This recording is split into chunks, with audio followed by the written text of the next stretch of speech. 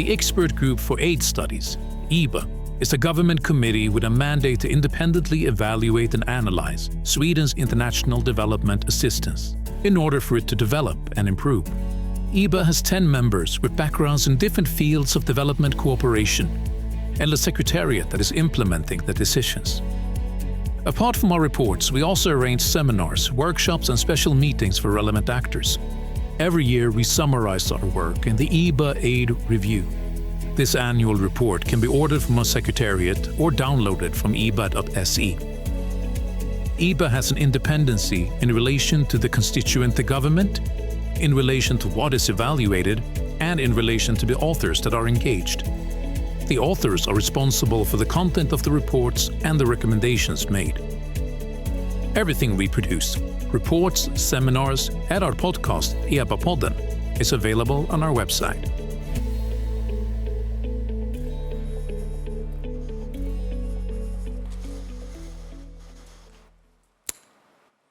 You know this thing with trends. They show an average increase or decrease of something, a measurement, often over years, where individual observations during a year might be higher or lower. In the case of the number of forcibly displaced persons, we never observed a decrease in the number of them. There's been a constant increase of the number since 2014's around 60 million persons to today's over 120 millions. And funding hasn't increased in par. In few of the forcibly replaced persons return to their origins of situations, and few are resettled, which leaves the large challenge and the questions to find durable solutions of persons in the host situations. And this will be the topic of today's seminar that we called Forced Self-Reliance, How Can Refugees Cater for Themselves? My name is Jan Pettersson, I'm the Managing Director of EBA. Today I'll moderate this event. And if there's an emergency of any kind, you run towards me, or rather towards the doors, they will open automatically, and we'll meet again outside the main entrance, outside the cultural center at the square.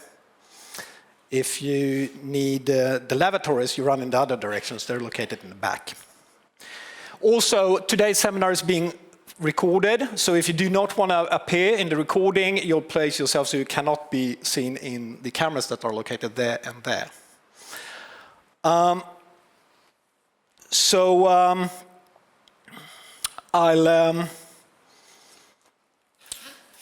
The structure of today's seminar is pretty standard. We're going to have a presentation of a newly published report called Forced Self-Reliance, Protracted Displacement and Economic Inclusion Cases from East Africa. And here to present it, and then we'll have a panel. I'll leave the presentation of the panel until after the presentation. So here to present the report are the two authors. It's Måns Fälldson, who is affiliated to, and now I have to read, to your affiliated research at REMESO, which is a Center for Research on Migration, Ethnicity and Society at Linköping University. And then the other author is Mats Hårsmar, my colleague, and also Deputy Managing Director at EBA. So I think without further ado, I'll leave it to you. Please.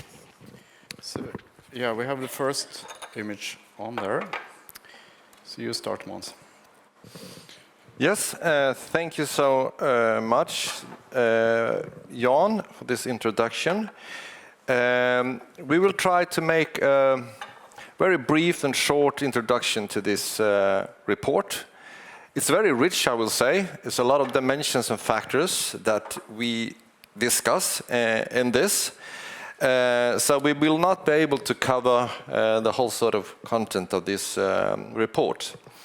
But we will provide some kind of an introduction to the discussion we will have in the panel.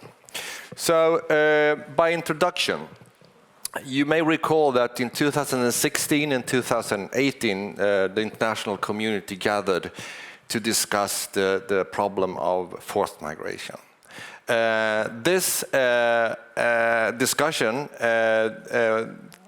what came out from the discussion was the New York Declaration and the Global Compact on Refugees and the Comprehensive Refugee Response Framework. Part of this, especially the CRF, had 4 very important aims, and that was about support host countries, to support self-reliance, which is the topic of this study, to support safe return, and also for orderly return, and also for resettlement.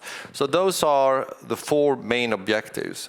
What has happened since then? We have seen, as Jan indicated, an increase, and one should remember that in 2016 we have around 70 million refugees or displaced persons in the world. Now we are up to 120 million. So it's a totally different context that we are talking about. Still, we have the issue of economic inclusion at center as a solution. And we have this in a problem area that can be described through numbers. As I said, 120 million refugees.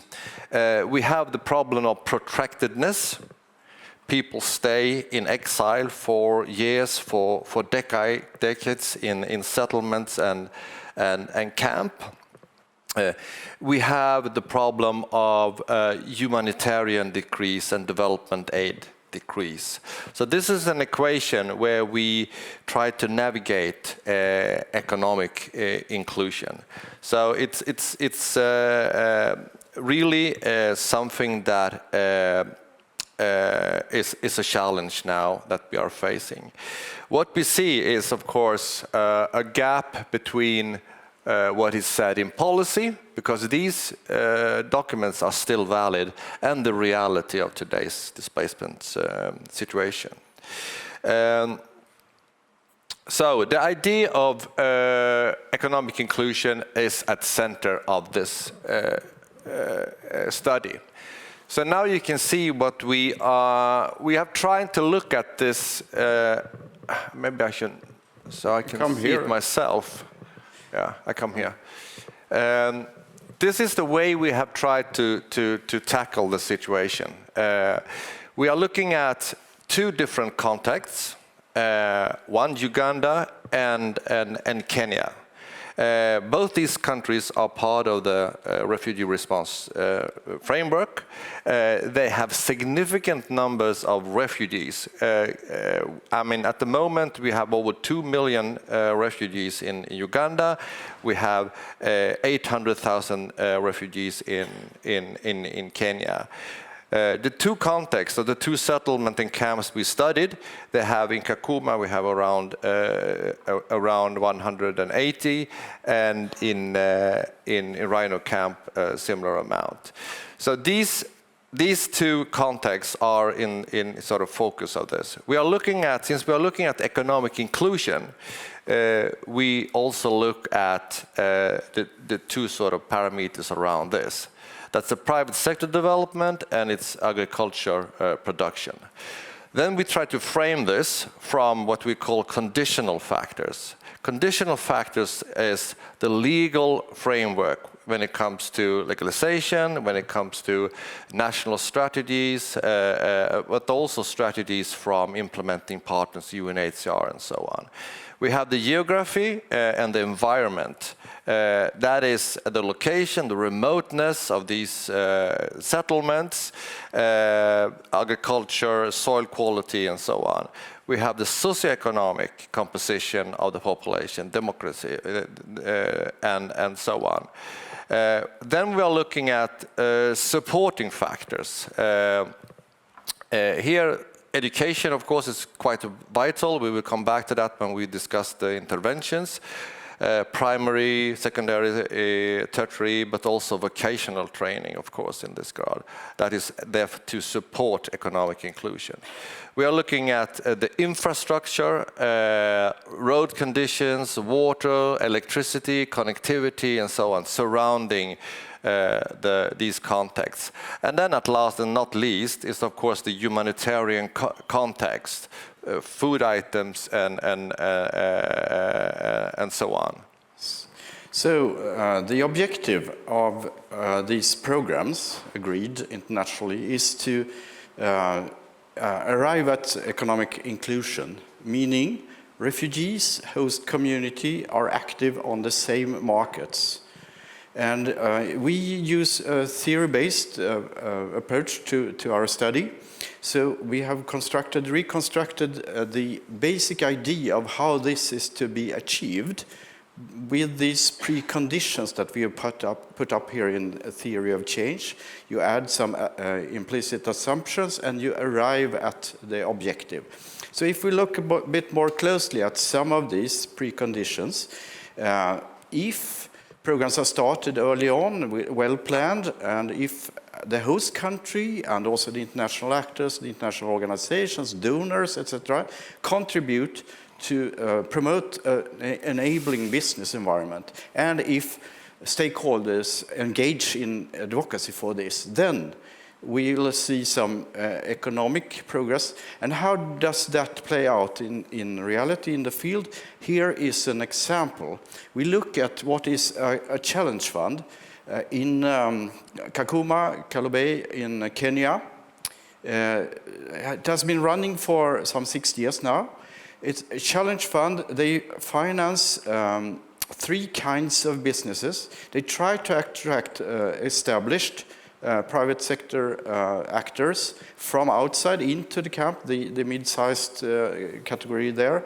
They try to promote social businesses that provide services that can help the livelihoods of refugees and host community, and also the local businesses where refugees, host community people can own their own businesses.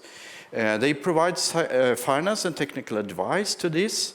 They also work with helping the county government to improve the business environment, like setting up a one-stop shop for all the administrative activities that you need to start a business. The thing is that they have success, and they advance, they come with new businesses, but it has been difficult to have the local businesses be qualified enough to take on the funds. So they had to add an accelerator program to lift the capacity of companies to reach out to refugees. That was a very tricky one. And it took more time and effort than expected to have this program up and running.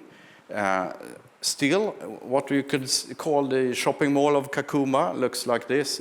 Comes new businesses. So there is progress taking place.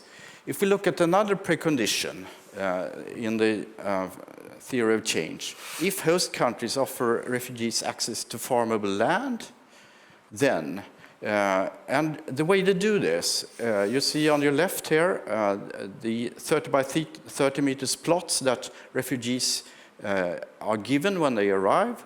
This is in Kakuma, the same size in Uganda.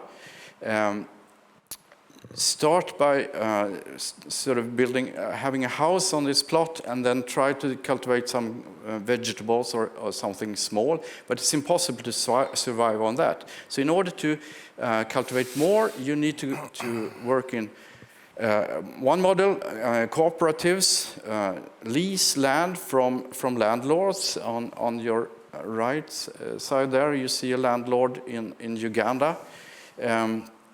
The cooperatives use village savings and loan schemes. They create groups to get the finance, to buy inputs, and also to pay for the lease. But in Kenya, you have very bad land, very rare and volatile rain. So water is a huge problem. It's only certain years that you can really cultivate. And in Uganda, the agroecological conditions are better, but some organizations are still abandoning this collective way of working because distances tend to be long, and if you are a female-headed household, you have difficulties in getting there as often as you need. So they go back to more individual farming. In both places, the question of land tenure is a very complicating factor. The assumption being that land was available, but people are there already and have rights to the land. So there's a lot of negotiations that you need to undertake and a lot of conflicts involved. And then we have, within the frame of looking at the economic inclusion, we have, and the private sector part of that, we have specifically targeted vocational training initiatives. As you may know, there are a number of different initiatives and programs working in both the Kenyan and the Ugandan context. You find programs in accounting, in masonry, in plumbing, and electricity, and ICT knowledge, and so on. So there's a broader range of initiatives involve many refugees, I will say. So this is something that is done and has been done over the years. We are looking at, both Kenya and Uganda, we have like a 30-year perspective. So this kind of interventions have been done since the very inception of the situation. And what we found in this is that there seemed to be, there is, an oversupply of these kind of positions or duties. You may ask yourself in the context of Kakuma, how many hairdressers, tailors, and so on can you have within this confined environment? If you are restricted from mobility, if you are you have a lack of work permits, and so on, to actually expand your businesses outside the camp. So this was a quite visible mismatch between the supply and the demand within this context. And this is something that the implementing agencies doesn't control at all. They simply serve within the policy framework that they are working within. There are also interesting, we came across a lot of interesting initiatives also. And one is relating to EVA's organization, Danish Refugee Council, that sort of looked at this situation, saying we have an oversupply, we have a problem of people getting unemployed in the camps. So what can we do? Let's look at the sources we have within the camp and make a business opportunity, a business idea out of that, so we can strengthen the value chain, also create decent jobs, and so on. So what they have done is, these contexts, humanitarian contexts, generate a lot of plastic material. Thousands of tons every year in terms of containers and so on are produced by the humanitarian assistance. So this project tried to sort of lift up waste pickers, the position of waste pickers, and make an income around that by collecting and making pellets out of these plastic bottles and containers and so on. This is done in cooperation with Unilever, that is a multinational company that also transformed this into new plastic items. So this is really an interesting initiative. The problem, as I said, is that it's the distance. You need to transport things, and you need to also, if you want to expand it, have the work permits. So this is sort of hanging over the whole project. But this is quite interesting initiative that we came across. Further praise to Danish Refugee Council, another project, but this time in Uganda. In Uganda, we have a much better agroecological situation. It's possible to cultivate. The business environment is much better in Kenya. So, but here we have a startup, an OMIA agribusiness, with Danish investment funds. They start with the refugees and local farmers where they are, and try to follow them through the value chain. Start with inputs, agriculture inputs, finance, and then work with them to create networks of resellers who contribute to sell inputs further, and also train other farmers. So you have a growing chain. And as farmers advance, you follow them and add different business activities. So now OMIA Agribusiness has also OMIA Food, buying the produce of these. Like 40,000 farmers are now involved, more than 40,000, and 6,000 of them are refugees. So this is something that is growing. Problem related to distances, as Måns said, and also land tenure issues when you try to achieve more. And if we take all the interventions that we have studied within this report and put them through the analytic framework that we saw earlier, some very interesting things fall out of this.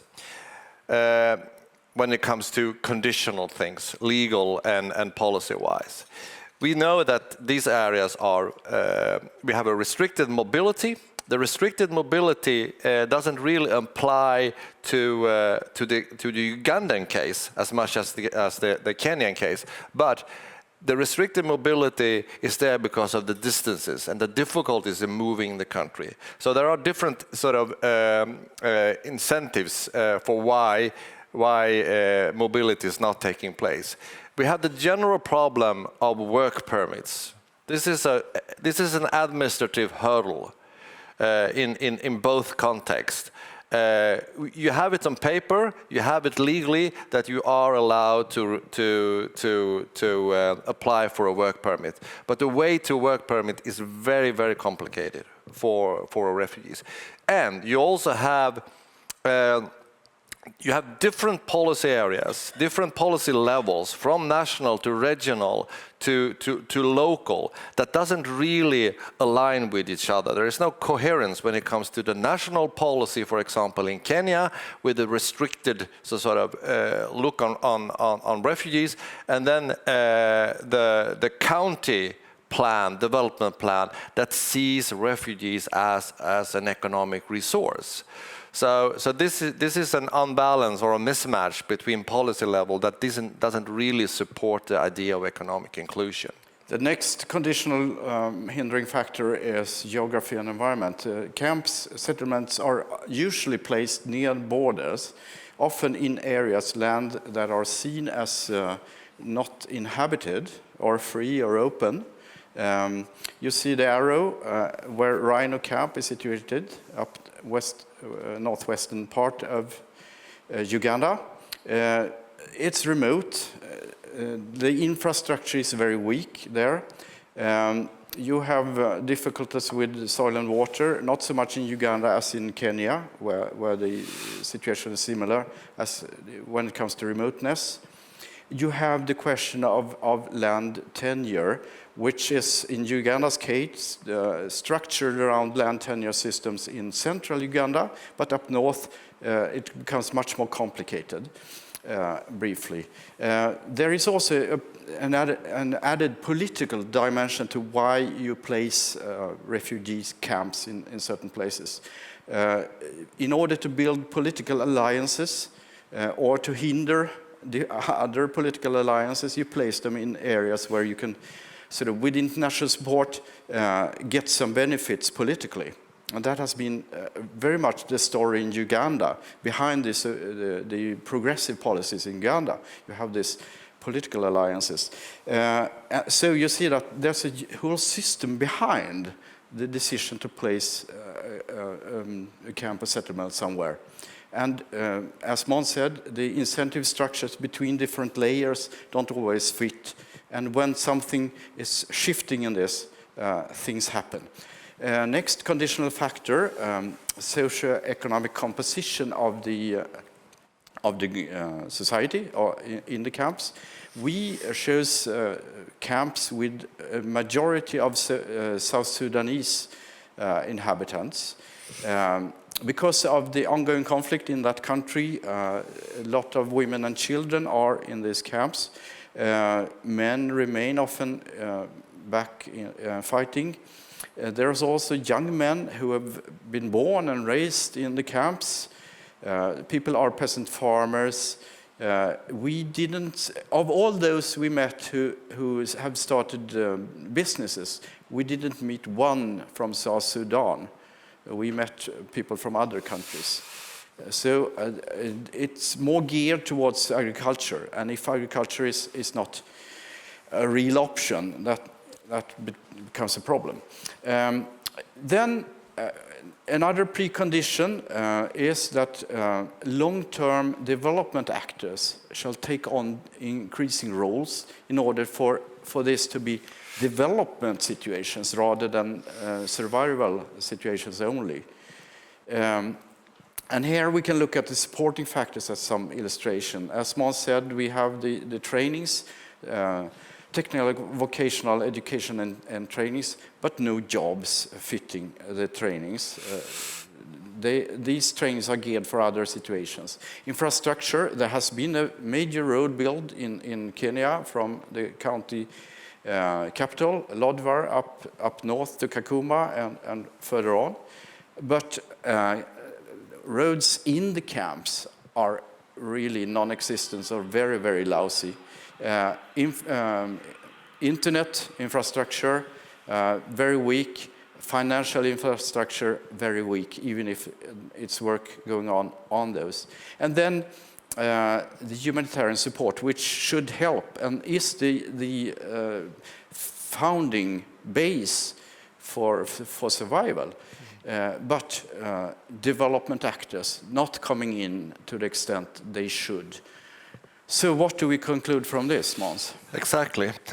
When we run the interventions through our analytical framework, we end with some conclusions here. And that is that the idea of economic inclusion as a sustainable solution in protracted situation is really problematic at the moment for the reasons that we have tried to describe.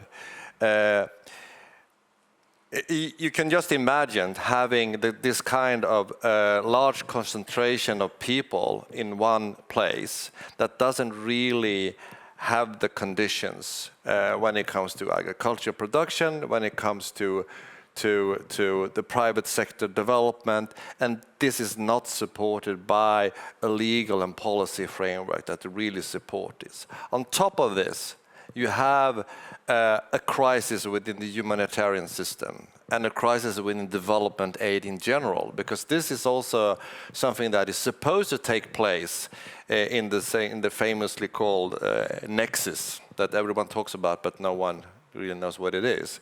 But this is something that I think is something that we can discuss in the panel. How can we, despite these challenges now, because what we are seeing now, and as an effect of decreasing humanitarian aid and development aid, is that the economic inclusion idea is very much about placing the responsibility on the individual, that people are supposed to be agents for their own lives. This is, I mean, this sounds good, but it's also something irresponsible in it when it comes to the role of international community and all the agents and implementing parties that are working with this. So, and finally, there seemed to be a lack of prior learning in this. We don't look back on the implementation of economic inclusion ideas in other contexts and so on. This is not new. This has been around since the mid-60s, the idea of economic inclusion. And still, we are not looking back, see what we can learn from that, because there's a lot of similarities in this. Thank you very much. Mats, may you return to the conclusions, because I think they will be. As you said, Mats, we will now move to the panel, but before that, I'll ask if there are not any comments or questions related to kind of the content, but if there's some questions in terms of clarifications and some things that weren't well understood. I think we have a mic. This microphone. Not clear enough.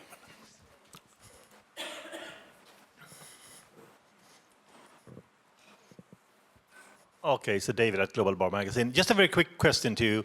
When I couldn't find out, when did you actually do this study? Is it still relevant, so to speak? Is it taken into account the budget cuts by USAID, the current budget cuts in Europe, etc., etc.? You mentioned that there's a gap in funding, but when did you do this? Before that. Before that. So everything is here is before the USAID. No, it was in the middle of it. The field work of this and the actual work of this report was done in 2024. Okay, so the follow-up question, is this still valid, your report, or is it something just down the drain kind of thing? Absolutely not. I mean, of course, it's a different context, but the framework still remain, the policy framework still remain. We have the problem of protected refugees. We have the numbers, as we said, and we still have the idea of economic inclusion as the solution for this, because humanitarian aid is going down. Something needs to happen, because otherwise these millions of people will basically starve to death in these situations without having any economic opportunities. And the Swedish government has committed to the idea after that period. Exactly. Thanks. So now I think, was there another question? Sorry. Okay, this one there.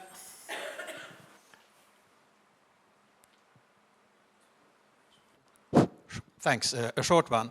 Does the camps also host internally displaced persons, or the mainland only foreign refugees?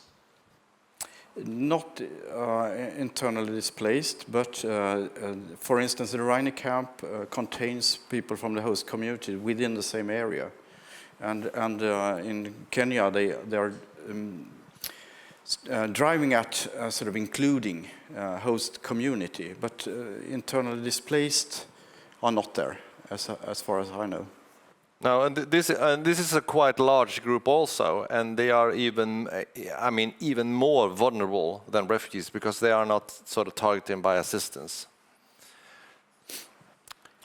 Okay, so I now say thank you to Mats, and Måns, you're going to stay on here for a while, and I'm going to invite up the panel. So we had this, you touched on kind of the system, you touched on under-resourcing, you talked about incentives, and individual interventions that are sometimes well-working, sometimes less kind of fitted to contexts, and the overall impact of them not being kind of large enough in order to change the situation, really, for people.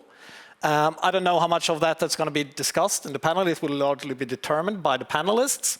So I would like now to welcome to the stage Annika Sandlund.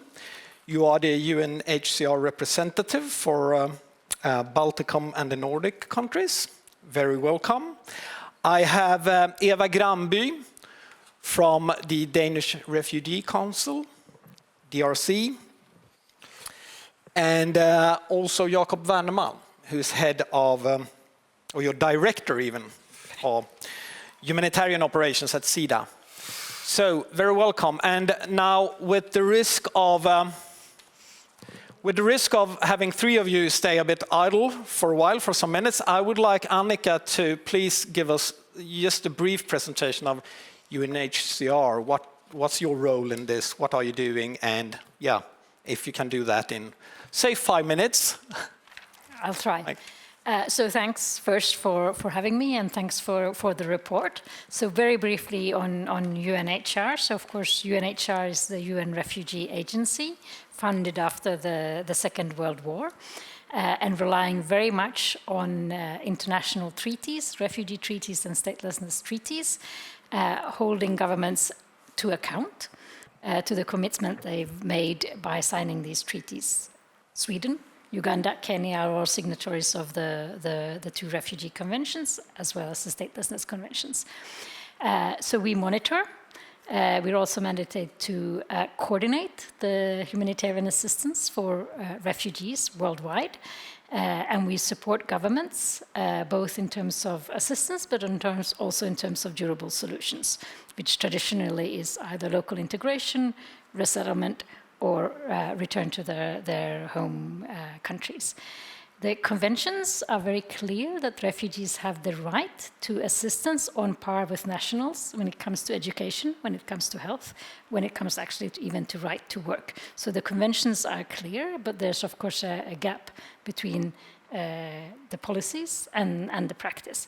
And 75% of the world's refugees today remain in low and middle income countries who are needing support to support the refugees, and who quite frankly also struggle with their own standards when it comes to their own population, when it comes to education and health. So what we find is UNHCR, and it's true for both Uganda and Kenya, is that actually the nationals come in to our schools and to our clinics that we set up for the refugees, because the standard of care, the standard of education is higher, often in the refugee camps than in the surrounding communities. So it's very much a development challenge as we see it, and not only a humanitarian challenge. This is very short, I guess, but I hope it's sufficient. Thank you very much. And I thought actually letting you continue to give your kind of overall reflections and comments on the report. Maybe in particular to this overarching theory of change, that to some extent, how does it kind of reflect or relate to your kind of global strategy concept? And yeah, please. Yeah.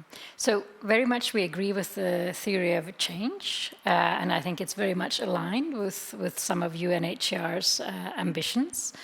Of course, there's a reason for why this is so complicated. There's a reason for why refugee camps are established by host countries, and very much of that relates to security.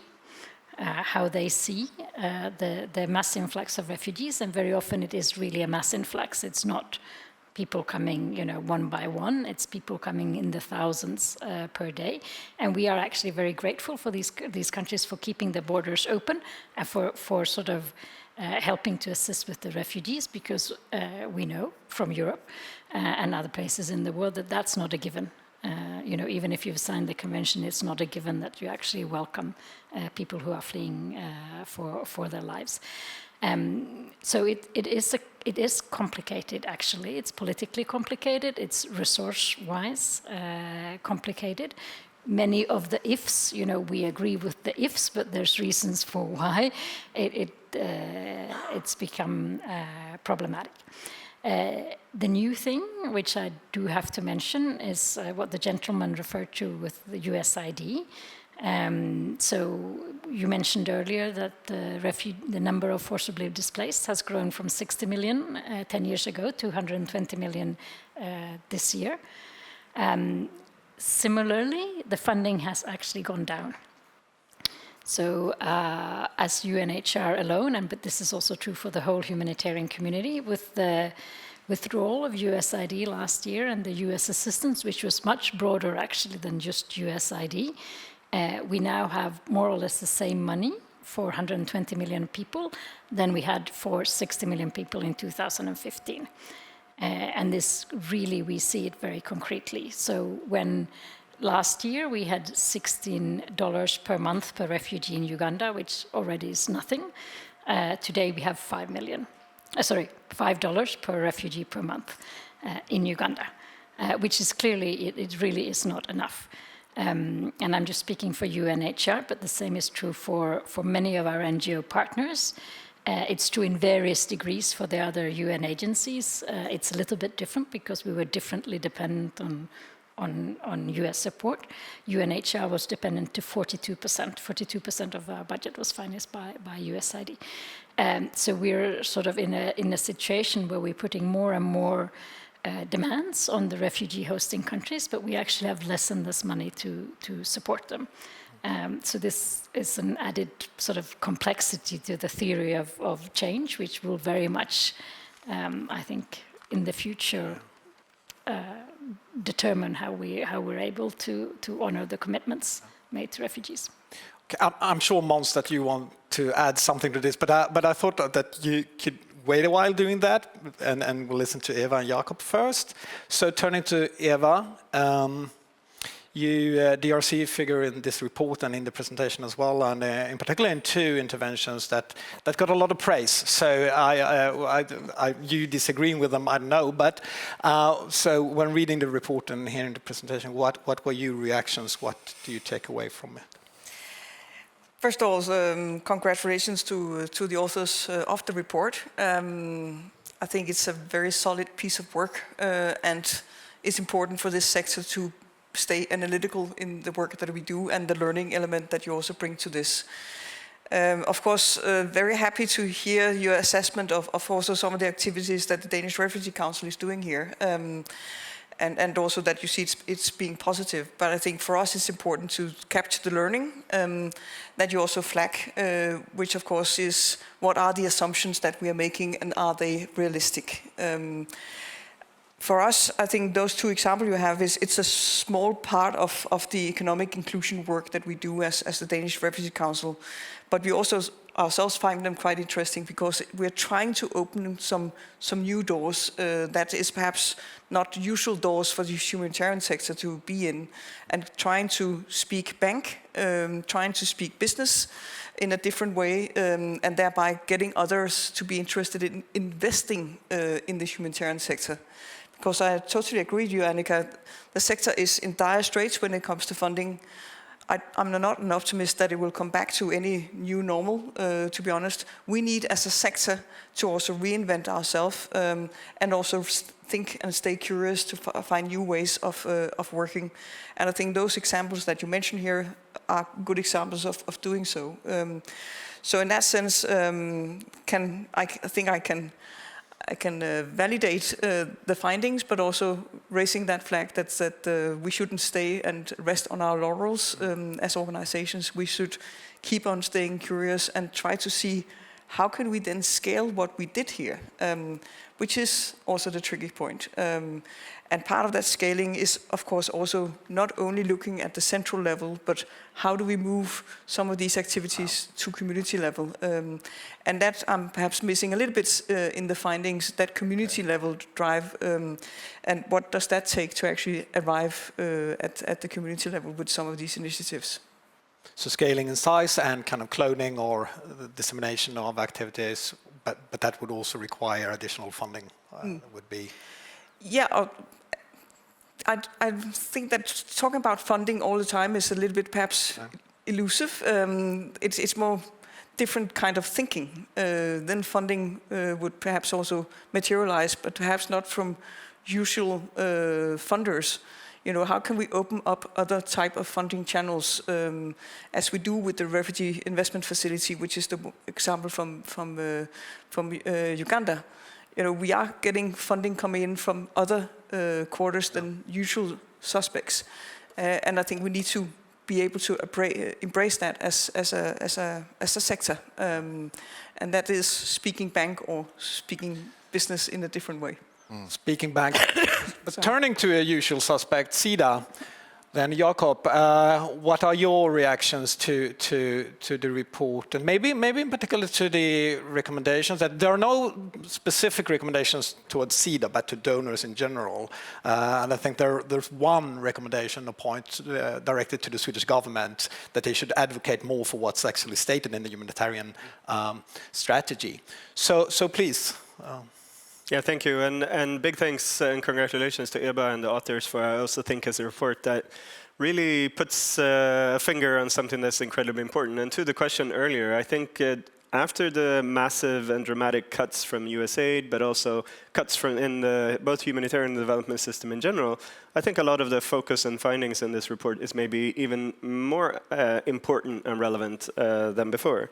And I think the whole issue of economic inclusion as the main focus maybe on how to deal with protracted refugee situations is probably more of a necessity now, given the current funding landscape, than what it was before.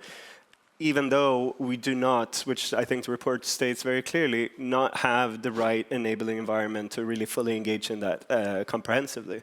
And this is something that we need to see a little bit how we can address. I think it is important that we do talk about how we as donors are going to be engaging in trying to provide solutions together with our partners to this. I think there are great initiatives such as the ones that we can read about in the report from HCR, DRC, NRC, and other organizations, but we really need to make sure that we can see what we can do to bring these to scale. And I think one of the key recommendations in the report has to do with the predictability and the long-term engagement and long-term funding towards these kind of initiatives. We know that the humanitarian sector is damaged in a way by having one-year programmatic cycles. And in the ideal world, when it comes to refugee situations, that should be a short, brief period of a time that you should be living as a refugee, and then you should be able to return to your place of origin because we have found a peaceful political solution to whatever the reason was for you to be forcibly displaced in the first place. This is not happening, and I think Uganda and Kenya are two great examples of this, but we see this, unfortunately, all over the world. So we need to be able to address this in different ways, and the new humanitarian strategy is being referenced also in the review, which I think is good. It emphasizes the importance of finding more longer-term approaches to protracted crises and to have a long multi-year kind of planning, and this is also our ambition as SIDA in the humanitarian strategy, to see how we can complement our life-saving type of interventions, which unfortunately needs to focus even more on those cases that are the most severe cases given the dramatic shift in the funding landscape, which means that we unfortunately for 2026 as an example are not going to be able to have any humanitarian funding to Uganda nor Kenya to these kind of situations. But this means not because the situation is not severe from a humanitarian perspective, but because the situation in Gaza, in Sudan, in Somalia, in Yemen, in Afghanistan is worse, and we have to make those kind of priorities. But this means that we need to engage in these kind of situations in these two countries also with a development lens. And in Uganda, as an example, this is a key priority for our bilateral development strategy. So we need to work in the famous nexus. I am personally not the biggest fan of the word nexus because I think it dilutes a little bit of what it is that we're trying to do. But it's really about having a holistic approach that is not defined by the humanitarian and development silo, where we jointly analyze the problem and try to find solutions and see where the humanitarian funding can come in and where the development engagement can come in to give this kind of predictability. And this is also, by the way, something that we're trying to move on as SIDA to do this kind of joint analysis at the country level. But for a humanitarian, I want to say that we are engaged in trying to find more sustainable humanitarian results and interventions in protracted crisis, generally speaking. And this is really finding more durable solutions, economic inclusion, and increased self-reliance for displaced people is at the key, is a cornerstone of that kind of engagement. So what can we do, in a multi-year kind of approach with humanitarian funding for those who have the most severe humanitarian needs to find solutions that is not water trucking or food distributions for the day, but really really investing in the kind of initiatives that we can read about here. But for that to be truly fruitful and successful, we also need investments and engagement from development side, from large-scale World Bank type investments and engagement by the private sector. And that kind of investment that needs to go along with it needs to be targeted at stimulating the market economy to make sure that this can become a viable economy for the communities. And therefore, I completely agree with the approach of the need of having a kind of community, holistic community approach when engaging in this. Måns? Reactions on this? Yeah, about the comprehensive approach. This is really the core of this. This is said from the beginning that this should be what they say a whole of society approach, and this means that you have to deal with different stakeholders, different policy levels, and so on.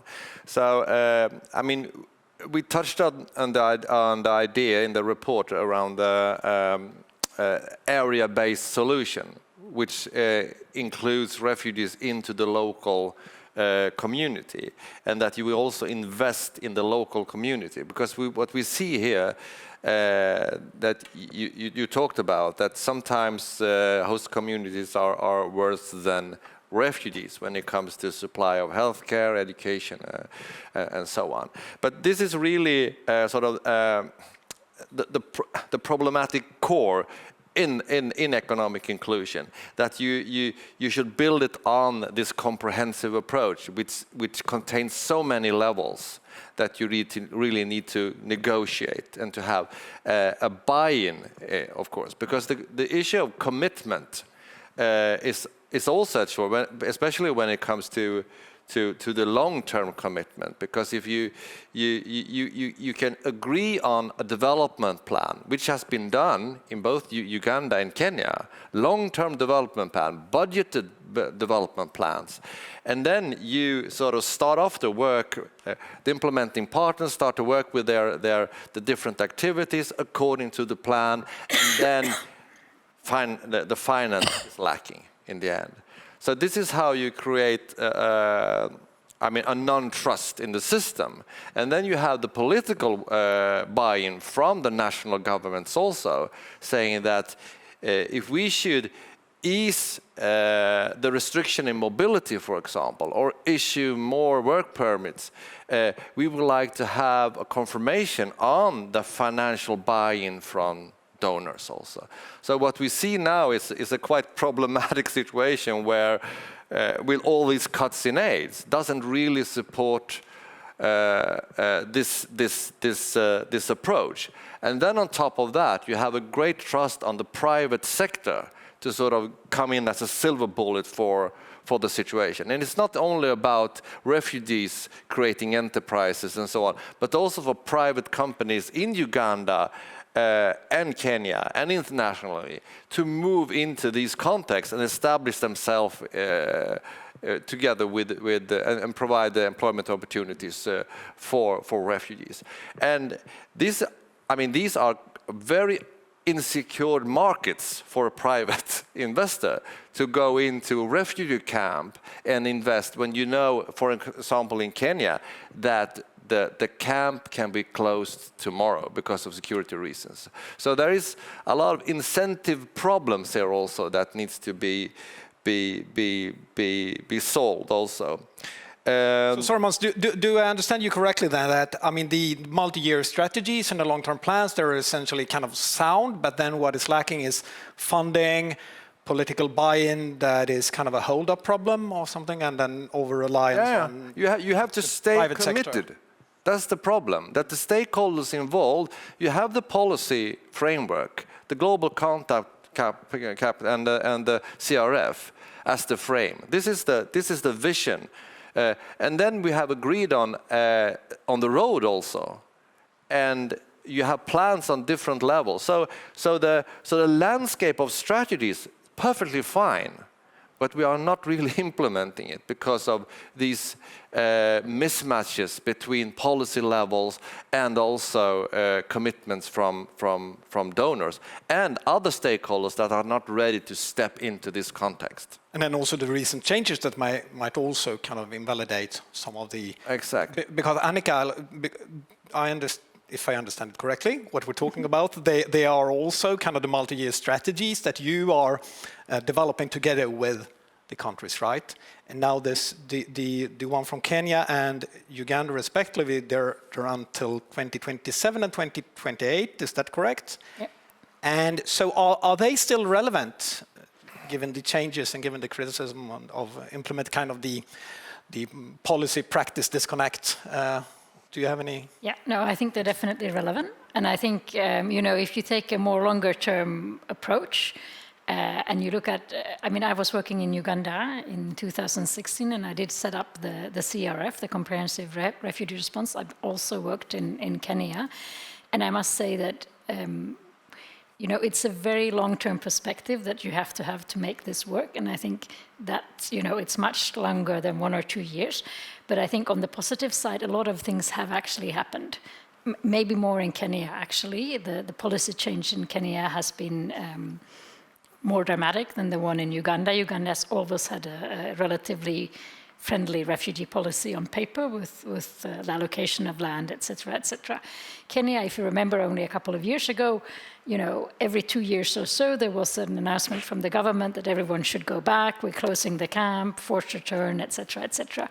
That stopped. That's a huge thing. The Sharika plan that we have in Kenya is actually quite a significant, a 360 policy change.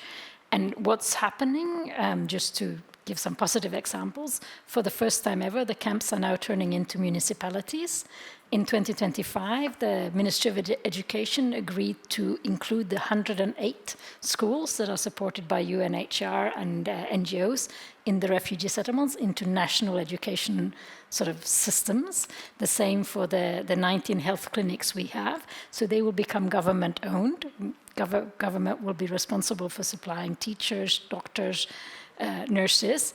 We're a long way from that actually happening, but just the fact that it's even been agreed. For the first time ever, refugees are included in the national development plans. That was also, usually refugees was always kept aside. There was always a reliance or an expectation that the international humanitarian community would take care of the refugees. And this resistance to integration, not only economic and livelihood, but the whole, every single sector was kept outside. So I think the long-term plans are very relevant. I think we are making progress. We are at risk of falling behind now because the investments are drying up. And USAID did support, the national health systems in Africa to a degree I think we haven't even begun to realize, not only in the refugee settlements, but everywhere else. So I think definitely they're relevant. It is complex and it is difficult. It's not, just because it's problematic doesn't mean it's impossible or that we should sort of stop striving for it. So definitely think it's relevant. Eva, you wanted to come in here as well. Yeah, but just to follow up on this, and also, navigating complexity is not a stranger for people working in the humanitarian sector. There are many things that one constantly needs to adapt to. I think perhaps some of the learning and also, raising the mirror a little bit, look, what have we learned of what has happened just for the last year as a sector, is perhaps also, have some honest discussion around plans. I think having a long-term vision, as in Kenya, as in Uganda, that's our North Star. But perhaps we should also say the ability to be adaptive, constantly navigating that flexibility, is perhaps where we should improve also as a sector. So adaptive working up against the North Star of what you have, of economic inclusion, but not think that we can theorize ourselves through a theory of change to the change. It's only a theory. So in order to navigate, constantly check in, saying, is this actually happening what the theory of change we thought? Is that the reality of change? Becoming much better at that dynamic between the theory and the reality. And therefore, perhaps long plans might not be where we should put our energy, but rather adaptive capabilities, so being able to adjust, but not lose the direction of the North Star, not lose the principles of accountability, for example. And we're a little bit missing that in this discussion, perhaps on the accountability also of duty bearers, hosting countries. You know, they have accountability still. They shouldn't export the responsibility, as you said, Mons, to the individual. The state has accountabilities. We need to stay true to that as well. That's part of that North Star. Yeah. But perhaps being a little bit more able to be adaptive rather than making plans that then we look back and say, well, that didn't work, then we make a new plan. So another way of working. Part of the challenge is also, I mean, keeping the original kind of theory of change, yeah, while what you're adapting to are quite often sudden decreases of funding, which makes that you're not really adapting always to new problems, but yes, rather to. But a theory change is not static. Right? So, no. You change your theory of change because it's still only a theory. But you change according to what you learn, and then you have kind of a new theory change. But so that's kind of the adaptiveness. But my point is that you still should not lose sight of the long vision, the North Star that you have in Kenya and Uganda, for example, that you have with the accountability, the whole issue around protection. That's our North Star still. Jakob. Yeah, I just want to. I completely agree, but I also want to say there's a lot of emphasis on the lack of funding being the main challenge. And even though it's a big challenge, I would say the main bottlenecks that we're seeing towards this are lack of political engagement at the right levels, both in the host countries and internationally. I do think we have the right North Stars, we have the global compact, we have everything. However, the gap between the compact and the reality on the ground is widening, not only because of lack of funding, but also due to lack of political engagement at all levels. And I think the studies showing this as well. You know, some of the key challenges for successful implementation of these programs are due to political restrictions in terms of the camp approach, in terms of lack of mobility within the country, in terms of land access, in terms of, these are all political decisions that can be, you know, where there needs to be significant advocacy on behalf of the international community with host governments, with local governments to be able to facilitate some of these things. So it's not only a matter of giving an organization or two organizations more money, because that's not necessarily going to solve those issues. So there needs to be a comprehensive approach.